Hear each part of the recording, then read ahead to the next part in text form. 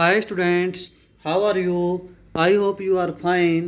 Today we learn 10th class science chapter first chemical reaction and equations. देखिए chapter first हम शुरू कर रहे हैं आज केमिकल रिएक्शंस मतलब कि रासायनिक प्रतिक्रियाएं एंड इक्वेशंस। देखिए consider the following situation of daily life की कुछ सिचुएशन के बारे में सोचिए जो हैपन हो। देखिए milk is left at room temperature during summers. अगर हम रूम टेम्परेचर पे गर्मियों में दूध को छोड़ दें। आयरन तवा or panel is left expand humid atmosphere. लोहे की कोई भी वस्तु हो, कील हो, तवा हो, कुछ भी उसको बाहर छोड़ दें तो ग्रेप्स आर फर्मिनेटेड। देखिए जिस तरह से ग्रेप्स हैं वो फर्मिनेटेड से हो जाते हैं, बस वाइन या अल्कोहल वगैरह उससे बनाई जाती है। फूड इज कुकड, भोजन को पकाते हैं। Food gets digest our body, हमारी बॉडी भोजन को डाइजेस्ट करती है। ये फिर हमारा रिस्पायर सिस्टम। तो इन सभी में क्या होते हैं, फिर रिएक्शन होती हैं क्योंकि जो दूध है वो खट्टा हो जाता है, पहले जैसा नहीं रहता, नया सब्सटेंस बन जाता है या फिर उसकी दही बन जाती है। तवे के ऊपर लाल रंग का जंग लग जाता है।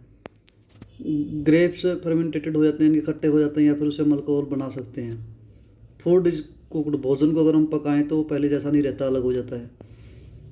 भोजन हमारा जो पचाती है, डाइजेशन सिस्टम के द्वारा हमारा जो भोजन पचता है उससे भी नया सब्सटेंस बन जाता है। रिस्पिरेटरी सिस्टम के अंदर भी नई चीज़ बनती है।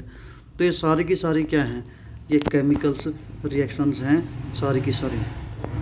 देखिए in all the above situation the nature and identity of initial substance. देखिए अगर हम बात करें नेचर के अंदर कुछ सब्सटेंस, देखिए identity of the initial substance have somewhat change. पहले कुछ था और बाद में कुछ हो जाता है। We have already learn about physical and chemical change of matter previous class. पिछली कक्षा में हम फिजिकल और केमिकल चेंज के बारे में पढ़ चुके हैं। When we are chemical change occur we can say that chemical reaction has take place. जब केमिकल चेंज होता है तो इसका मतलब उस समय क्या होती है, केमिकल रिएक्शन होती है, रासायनिक प्रतिक्रिया होती है, मतलब कि कुछ नया पदार्थ बनता है। You may perhaps to wondering as to what is actually meant by the chemical reaction. अब यहाँ पे हम केमिकल रिएक्शन का एक्चुअल मीनिंग क्या है वो पढ़ेंगे। How do we come to know that a chemical reaction take place. कहाँ पे केमिकल रिएक्शन हुई है या कहाँ पे नहीं हुई। Let us perform some activity for finding the answer. इन आंसर फाइंड करने के लिए जो बातें हमने करी है अभी हम कुछ एक्टिविटी करते हैं। देखिए पहली एक्टिविटी है, सावधानी से करनी है एक तो ये, क्योंकि ये फायर की एक्टिविटी है, टीचर की देख रेख में करनी है। और देखिए उस जो आई ग्लास अगर है, आंखों पे चश्मा वगैरह लगा के करे तो बहुत अच्छी बात है। देखिए क्लीन मैग्नीशियम रिबन ले लीजिए एक 3 to 4 सेंटीमीटर और उसको फिर सैंड पेपर से रब कर लीजिए ताकि साफ़ हो जाए अच्छे से वो। Hold it in a pair of tongue, और उसको फिर एक चिमटी में पकड़ लीजिए। देखिए पकड़ रखा टंग के अंदर। स्प्लिट लैंप और ये लैंप है और इसकी आग बढ़ी हुई है और इसके अंदर फिर हम लगाते हैं तो जैसे हम देखते हैं वो बर्न करता है।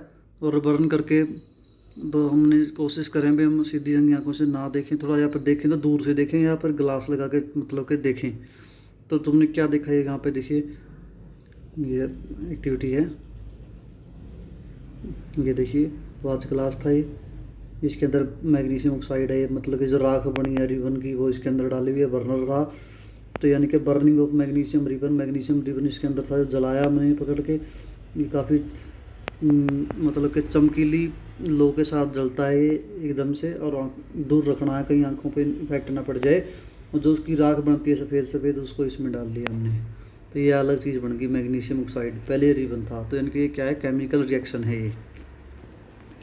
इसी तरह you must have observe that magnesium ribbon burn with A dazzle white flame, यानी कि डजल चमकीली सफ़ेद लो के साथ जलता है और सब बाद में क्या बन जाता है, वाइट पाउडर जो उसकी राख बन जाती है। This powder is magnesium oxide, उसको क्या बोलते हैं, magnesium oxide. It is formed due to the reaction between the magnesium and oxygen. ये किस के बीच में रिएक्शन हुई थी, मैग्नीशियम का रिबन था और ऑक्सीजन के बीच में जब हमने आग लगाई तो दोनों के बीच में रिएक्शन हुई और उसके बाद ये बना मैग्नीशियम ऑक्साइड। इसी तरह से एक्टिविटी 1.2 है, take a lead nitrate solution in test tube. Lead nitrate का सोल्यूशन ले सकते हो टेस्ट ट्यूब में। ऐड पोटाशियम आयोडीन सोल्यूशन उसमें डालिए और उसको फिर ऑब्जर्व करके देखिए उसमें क्या चेंज होता है। तो इसी तरह तीसरी एक्टिविटी है, take a few zinc granules canonical flask में ले लीजिए। छोटे छोटे टुकड़े होते हैं जिंक के, और कैनोनिकल फ्लास्क जो दिखा रखी है इस तरह की होती है भाई, तो उसमें ले लीजिए। तो ऐड डाइल्यूट हाइड्रोक्लोरिक एसिड, यानी कि हाइड्रोक्लोरिक एसिड की कुछ उसमें बूंदे उसमें डाल दीजिए कुछ। तो उसमें इसका ध्यान रखें, बे एसिड को ध्यान से वो करें, कहीं नुकसान ना हो जाए उंगलियों का, या बर्न ना कर जाए स्किन कहीं, तो ध्यान से यूज़ करें। Do you observe anything happening around the zinc granules, कुछ चेंज हो रहा है उसके चारों तरफ। Touch the canonical flask or test tube there any change in, उसको चेक करके देखिए भाई कहीं गर्म हो रही है या नहीं हो रही है। देखिए जिस तरह दिखा रखा है यहाँ पे, इस जिंक ग्रेनल्स, इसके अंदर जिंक के टुकड़े गिरे हुए हैं, डाइल्यूट सल्फ्यूरिक एसिड के अंदर डाला हुआ है, कैनोनिकल फ्लास्क है सारी की सारी, इसके अंदर ये ग्लास ट्यूब है डाल रखी है, कॉर्क फिट कर रखा है। तो इस तरह से हम ये इसकी रिएक्शन करते हैं भाई। तो फ्रॉम दी अबाउट 3 एक्टिविटी, तीनों एक्टिविटी मैंने जो बताई हैं, we can say that any the following observation happen determine whether. देखिए क्या क्या इसमें होता है, केमिकल रिएक्शन बोलेंगे हम अगर तीनों के अंदर इनमें से जो हम पढ़ रहे हैं कुछ भी चीज़ें हो रही हैं। Change in state, state change हो सकती है, हो सकता है सॉलिड से लिक्विड, लिक्विड से गैस, कुछ भी चेंज हो जाए। चेंज इन कलर, हो सकता है कलर चेंज हो जाए। एवोल्यूशन ऑफ गैस, गैस पैदा हो जाए।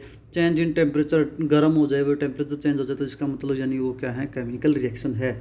As we observe that change around us, we can see that there is a large variety of chemical reaction taking place। देखिए अगर हम देखें हमारे आसपास लगातार कुछ ना कुछ बहुत ही चेंज होता रहता है, इसका मतलब बहुत सारी केमिकल रिएक्शन हमारे आसपास होती हैं। We will study about various type of chemical reaction, उनके बारे में हम अलग अलग केमिकल रिएक्शन के बारे में पढ़ेंगे। इन दियर सिंबॉलिक रिप्रेजेंटेशन, उनके सिंबल के साथ रिप्रेजेंटेशन, मतलब उनके साइन के साथ इस चैप्टर में हम पढ़ने वाले हैं। तो देखिए हमारा फिर टॉपिक जो है, पहला टॉपिक क्या रहेगा, केमिकल इक्वेशंस।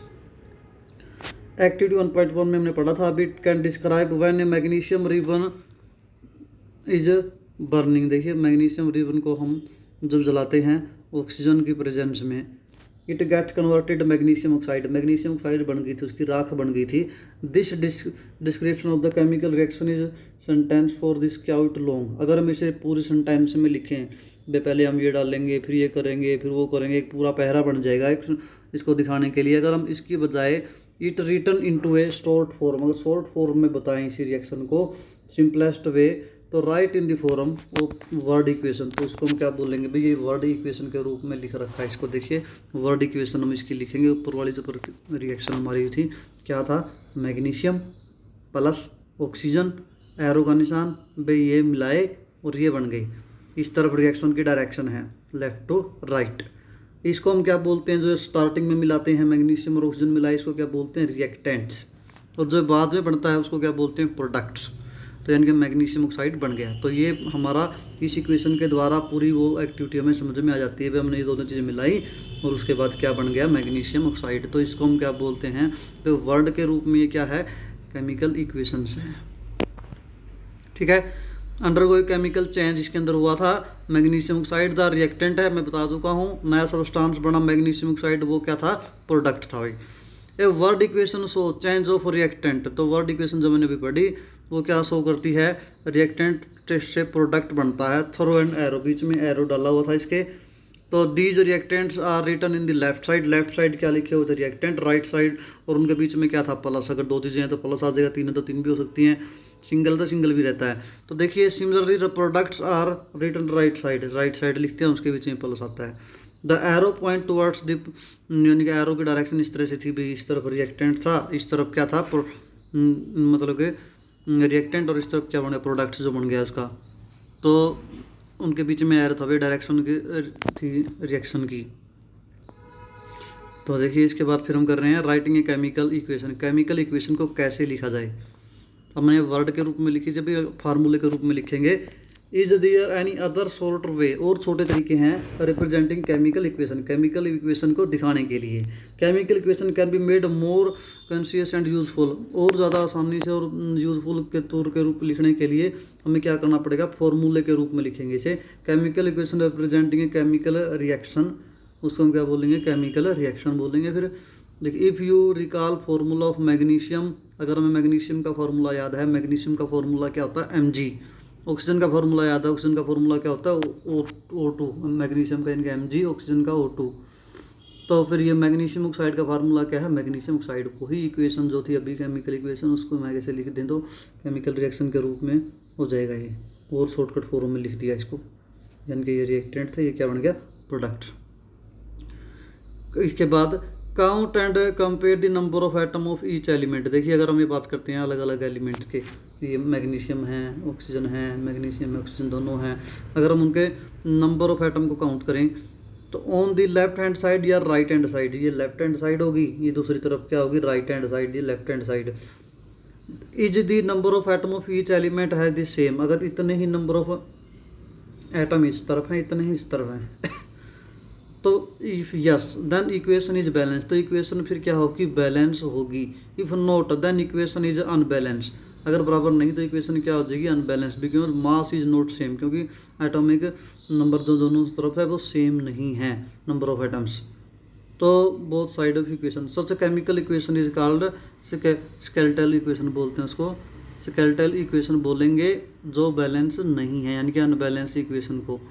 तो देखिए जो इक्वेशन है ये हमारी स्केलेटल इक्वेशन है, क्योंकि यहाँ पर मैग्नीशियम का एक है, यहाँ पे मैग्नीशियम का एक है, ठीक है, ऑक्सीजन के यहाँ पे दो हैं लेफ्ट साइड, यहाँ पे एक है, बराबर नहीं हुआ क्योंकि इस तरफ दो थे, इस तरफ क्या है, एक है, तो ये क्या है, अनबैलेंस इक्वेशन है, जिसको हम क्या बोलते हैं, स्केलेटल्स केमिकल इक्वेशन। तो देखिए इसके बाद आगे हम बात कर रहे हैं बैलेंस केमिकल इक्वेशन की, केमिकल इक्वेशन को किस तरह से बैलेंस किया जाए। Balanced chemical equation, recall the law of conservation of mass, law of conservation of mass हम 9th क्लास में पढ़ चुके हैं। The mass neither created not destroy, देखिए the study in class 9th, mass can neither be created not destroy, ना तो मास को हम क्रिएट पैदा कर सकते हैं ना ही ख़त्म कर सकते हैं। केमिकल रिएक्शन की बात भी अगर हम करते हैं इसमें भी, that is the total mass of element present in the product of chemical reactions has to equal to the total mass of elements present in the reactant. Reactant के जो अंदर जो हमने स्टार्टिंग में जो चीज़ मिलाए उनका जो मास है एलिमेंट्स का वो बराबर होता है प्रोडक्ट के, चाहे कुछ भी बने उनका जो मास हमेशा ही लेफ्ट साइड की इक्वेशन का और राइट साइड की इक्वेशन का जो मास होगा वो क्या होगा भाई, बराबर होगा एटॉमिक जो मास उसका। देखिए तो इसका मतलब total mass of the elements present in reactant बराबर रहता है। तो in other words the number of atom of each elements remain the same. देखिए number of atom each element remain the same before and after the chemical reaction. Chemical reaction होने से पहले जो reactant हमने मिलाए उनके अंदर भी नंबर ऑफ एटम उतने ही रहेंगे और राइट साइड जो बना उनके अंदर भी उतने ही रहेंगे before and after the chemical reaction. Hence we need to balance a skeletal chemical equation. इसका मतलब जो स्केलेटल केमिकल इक्वेशन है उसको हमें बैलेंस करने की ज़रूरत है। अभी हमने ऊपर वाला इक्वेशन लिया था उसमें ऑक्सीजन की मतलब कि डिफरेंट थी, एक तरफ दो थे और एक तरफ एक था, तो उसको हम बैलेंस कर सकते हैं भाई इन केमिकल इक्वेशन। जैसे let us learn about balancing the chemical equation step by step हम केमिकल इक्वेशन को बैलेंस करने के लिए पढ़ेंगे। देखिए द वर्ड इक्वेशन हमने पीछे भी पढ़ी थी, जिंक देखिए आज वर्ड इक्वेशन की बात हम करें, जिंक के अंदर क्या डाल दिया, सल्फ्यूरिक एसिड है, और फिर क्या बन गया भाई, ये एरो का निशान जिस तरफ बनता है उस तरफ होता है, ये मतलब क्या रिएक्टेंट और ये क्या है प्रोडक्ट, क्या बन गया जिंक सल्फेट और साथ में हाइड्रोजन गैस निकल गई। तो इसको हम निकलना चाहें अभी फॉर्मूले के तौर पे, तो जिंक का फार्मूला क्या होता है भाई Zn, जिंक का फार्मूला Zn, सल्फ्यूरिक एसिड का फार्मूला होता है H2SO4 और जो बना है ये प्रोडक्ट इस तरफ जिंक सल्फेट का क्या होता है ZnSO4 और हाइड्रोजन गैस का क्या होता है H2। अब हम देखते हैं भाई ये बैलेंस है या नहीं है, ठीक है। अब ये देखेंगे भाई जो लेफ्ट साइड है इस तरफ नंबर ऑफ एटम बराबर हैं इस तरफ वाले। अगर हम बात करते हैं जैसे अभी ये यहाँ से हम देखने शुरू करते हैं, जिंक है Zn, इस तरफ भी एक है इस तरफ भी एक है, ये बैलेंस है। H2 इस तरफ भी दो है और इस तरफ भी, तो ये भी बैलेंस है। S सल्फर इस तरफ भी एक है इस तरफ भी एक है, बैलेंस है। O4 इस तरफ भी O4 इस तरफ भी O, मतलब ये इक्वेशन क्या है, बैलेंस इक्वेशन है। देखिए इसको समझाया गया है जिंक के लेफ्ट साइड यानी रिएक्टेंट की तरफ भी क्या था, एक मैंने भी बताया था, और प्रोडक्ट की तरफ भी एक था। हाइड्रोजन के दो थे, उस तरफ भी दो ही थे। सल्फर का एक था, उस तरफ भी एक था। ऑक्सीजन 4 थी, उस तरफ भी 4 थी। तो ये क्या थी इक्वेशन, बैलेंस थी भाई। तो ये कौन सी इक्वेशन है, बैलेंस इक्वेशन है। इसके बाद let us try to balance the following chemical equations. एक केमिकल इक्वेशन हम ले रहे हैं और उसको बैलेंस करने की कोशिश करेंगे, सिखाएंगे। देखिए ये केमिकल इक्वेशन है, ये Fe का मतलब आयरन होता है, प्लस H2O मतलब कि उसके अंदर वाटर डाला हुआ है। Fe3O4 फेरिक ऑक्साइड बन गया और साथ में क्या निकल गई, H2 गैस। ये बैलेंस नहीं है, इसको हम बैलेंस करेंगे। देखिए स्टेप बाय स्टेप। पहला स्टेप हम क्या लेते हैं बैलेंस करने के लिए। फर्स्ट स्टेप क्या होता है, सभी को हम बॉक्स में बंद कर देते हैं। जैसे Fe यानी आयरन को बॉक्स में अलग से बंद कर दिया, फिर प्लस H2O को उसके बॉक्स में बंद कर दिया, Fe3O4 फेरिक ऑक्साइड को इसको बंद कर दिया बॉक्स में, H2 को इस तरह से प्लस के निशान और एरो का निशान वैसा ही है, बॉक्स बना दिया पहले स्टेप में। दूसरे स्टेप में क्या करेंगे, list the number of atom of different element present in the unbalanced equation. अलग अलग देख लेंगे भाई, लेफ्ट साइड में कितने हैं Fe के एलिमेंट, राइट साइड में कितने हैं, फिर सभी कैसे काउंट कर लेने हैं। जैसे मैंने देखे Fe का एक है इस तरफ लेफ्ट साइड में, देखिए लेफ्ट साइड में Fe आयरन का क्या है, एक। अब इस तरफ कितने हैं, Fe3 नीचे 3 है तो 3 है यहाँ पे। ये प्रोडक्ट में Fe के कितने हैं, 3 हैं भाई। देखिए आगे ऐसे ही H हाइड्रोजन के यहाँ पे कितने हैं भाई, 2 हैं, ये 2 दिखा दिया। इधर भी कितने हैं, 2 हैं। ऑक्सीजन के देखो यहाँ पे ऑक्सीजन का 1 है, यहाँ पे ऑक्सीजन के क्या है, 4। तो ये सारे दिखा दिए, लेकिन इस बैलेंस नहीं है क्योंकि ऑक्सीजन का यहाँ पे 1 है, यहाँ पे ये 4 हैं। हाइड्रोजन के ठीक है बैलेंस है, लेकिन फिर जिनके आयरन के भी बैलेंस नहीं, यहाँ पे 1 है, यहाँ पे 3 है, इसका मतलब बैलेंस है। इस तरह से हम लिख लेंगे पहले। और दूसरे के बाद तीसरा स्टेप आता, जो तीसरे स्टेप में क्या करेंगे, स्टार्ट करेंगे हम बैलेंस करना। और सबसे पहले हम उस एलिमेंट्स को लेते हैं, उस कंपाउंड को जिसके ज़्यादा सबसे ज़्यादा उसके अंदर जो एटम्स हैं। देखिए balancing with compound that contain maximum number of atoms. देखिए reactant for a product in the compound है, select the element which has maximum number of atoms. Maximum number of atoms जिसके अंदर है उसको हम सेलेक्ट करेंगे यूजिंग दीज क्राइटेरिया। देखिए Fe3O4 के अंदर मैक्सिमम, क्योंकि O की 4 है, मैक्सिमम एटम्स हैं, तो इसको सबसे पहले हम बैलेंस करने की कोशिश करेंगे। क्योंकि ऑक्सीजन के पास क्या है, 4 एटम्स हैं। तो राइट हैंड साइड हमने देखा भाई 4 है, देखिए only 1 and left hand side oxygen सिर्फ क्या था, देखिए लेफ्ट हैंड साइड से क्या था, सिर्फ 1, और राइट हैंड साइड क्या था, 4 ऑक्सीजन थे। इसको हम बैलेंस करना पड़ेगा। करेंगे क्या, फिर इसको भी 4 करना पड़ेगा, तो यानी गुणा में 4 करना पड़ेगा इस फॉर्मूले के हिसाब से। देखिए अभी हम करते हैं। इनिशियली रिएक्टेंट के अंदर पहले क्या थे भाई, ऑक्सीजन की 1 था, यानी कि H2O, ऑक्सीजन 1 है, तो इसको 4 बराबर करने के लिए क्या कर दिया, 4 से गुणा कर दिया। इस तरफ 4 पहले ही थे, ठीक है, बराबर हो जाएंगे। फिर देखिए to equalize the number of atom it must be remember that we can not alter the formula. फॉर्मूले को हम चेंज नहीं करने वाले, सिर्फ बाहर जिससे गुणा करी है उसको दिखाते हैं हम। देखिए इस तरह से दिखाते हैं, कहीं सोचो, देखिए ये रहा, 4 से गुणा करी है H2O को, तो 4 बाहर लेंगे, ना कि ऐसे O की 4 करते हैं सीधा ऐसे, ये गलत है। सिर्फ हम 4 बाहर लेंगे, 4 से गुणा हो जाएगी तो ऑक्सीजन के क्या हो जाएंगे, 4 हो जाएंगे। तो फिर ये अगला स्टेप क्या आ गया, फिर तो ऐसे कैसा था, इसको क्या कर दिया हमने, पूरे को 4 से गुणा कर दिया, क्योंकि ये बॉक्स के अंदर था, पूरे को करना पड़ेगा। यहाँ भी फिर 4 हो जाएंगे, यहाँ तो 4 पहले ही थे, ये पार्सली बैलेंस होगी। इसके बाद अगला स्टेप, ऑक्सीजन के बाद और क्या था भाई, आयरन की Fe3, उसके 3 एटम है, तो इसके बाद आयरन के यहाँ पे देखें तो 1 है। देखिए यहाँ पे आयरन का 1 है और यहाँ पे आयरन के क्या है, 3 है, तो इसका मतलब इसको फिर 3 से गुणा करना पड़ेगा। Fe and H atoms are still not balance. देखिए इसको भी हम ऐसे ही करते हैं भाई। तो इनिशियली हमने देखा हाइड्रोजन के हम बैलेंस कर रहे हैं, या हाइड्रोजन की बात अगर करें तो H2, यहाँ पे देखिए H2 हाइड्रोजन के 2 हैं, यहाँ पे 4 से बाहर गुणा होने के बाद 4 दूनी 8 हो जाएंगे। तो 8 करने के लिए इसको क्या करना पड़ेगा, 4 से गुणा करना पड़ेगा भाई। देखिए यही काम किया है। इनिशियली यहाँ पे ये था, 4 से गुणा कर दिया तो 4 दूनी 8 हो गया। तो यहाँ पे 2 गुणा करना पड़ा इसको, एस के 2 थे, एच की 2 थी, 2 से गुणा करना पड़ा तो ये क्या हो जाएगा 8। तो इसको ये गुणा कर दिया भाई, ये रहा, ये 2 थी, इसको 4 से गुणा कर दिया तो ये बैलेंस हो गया। इसके बाद अगला बैलेंस एफ ई का बताया था मैंने, 3 से करना पड़ेगा। देखिए यहाँ सिंगल एफ ई था पहले में, यहाँ पे क्या है एफ ई 3, तो 3 से क्या करना पड़ेगा भाई गुणा, इसको यहाँ सिंगल एफ ई को क्या कर दिया 3 से गुणा कर दिया तो एफ ई की भी वैल्यू बराबर हो जाएगी। जिनके 3 से मल्टीप्लाई कर दिया एफ ई को तो ये क्या हो जाएगी फिर बैलेंस हो जाएगी। Finally the check the correctness of the balance equation, उसको हम चेक कर सकते हैं भाई। देखिए तो ये इक्वेशन हमारे पास फिर आ जाएगी, 3 गुणा कर दिया एफ ई को क्योंकि यहाँ भी एफ ई के 3 थे।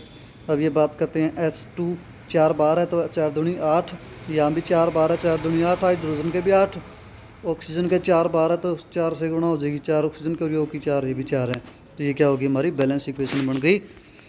तो इस तरह से हम ये इसको हम कौन सा मेथड बोलते हैं, केमिकल इक्वेशन क्या हमारी बैलेंस है, और ये मेथड कौन सा है भाई हीट एंड ट्रायल मेथड, जो हम इससे बैलेंस कर सकते हैं। इसके बाद आता है writing symbol of physical state. Physical state के सिंबल के बिना भी केमिकल इक्वेशन अधूरी है। जैसे भाई कौन सी चीज़ लिक्विड है, कौन सी गैस है, ये चीज़ें भी साथ में लिखनी पड़ती हैं। तो देखिए तभी जाके हमारे इक्वेशन का पूरा फार्मूला बनता है।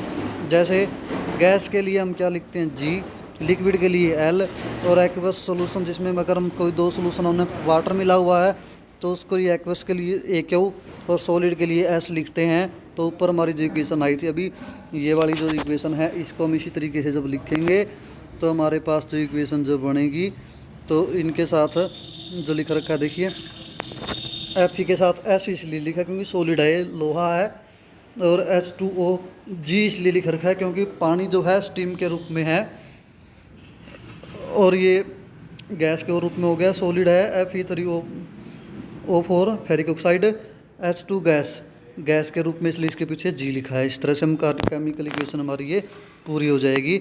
सम time this reaction condition such as temperature, कई बार टेम्परेचर की कंडीशन, प्रेशर की कंडीशन, कैटालिस्ट की कंडीशन ये होती हैं। ये कैटालिस्ट हो गया, टेम्परेचर प्रेशर होता है, तो उस समय वो भी हमें एरो के ऊपर या नीचे दिखाने पड़ते हैं। देखिए जो इक्वेशन दिखा रखी है आगे एग्जांपल लेके COH2 के साथ, यानी कि 340 एटमोसफेयर ATM मतलब कि एटमोस्फेरिक प्रेशर है ये। इसी तरह से आगे ये इक्वेशन बना रखी है जो क्लोरोफिल मतलब कि देखिए 6CO2 H2O 12 बैलेंस करके सनलाइट दे रखी है। इसमें सनलाइट की ज़रूरत होती है, क्लोरोफिल की ज़रूरत होती है, जो फोटोसिंथेसिस होता है, तो ये ऊपर नीचे दिखा रखे हैं। तो इस तरह से भी इक्वेशन में हमें दिखाना पड़ता है। तो ये हमारे यहाँ तक ये हमारी केमिकल इक्वेशन थी। आज हम यहीं तक करते हैं, फिर भी कोई समस्या आप पूछ सकते हो। Thank you, have a nice day.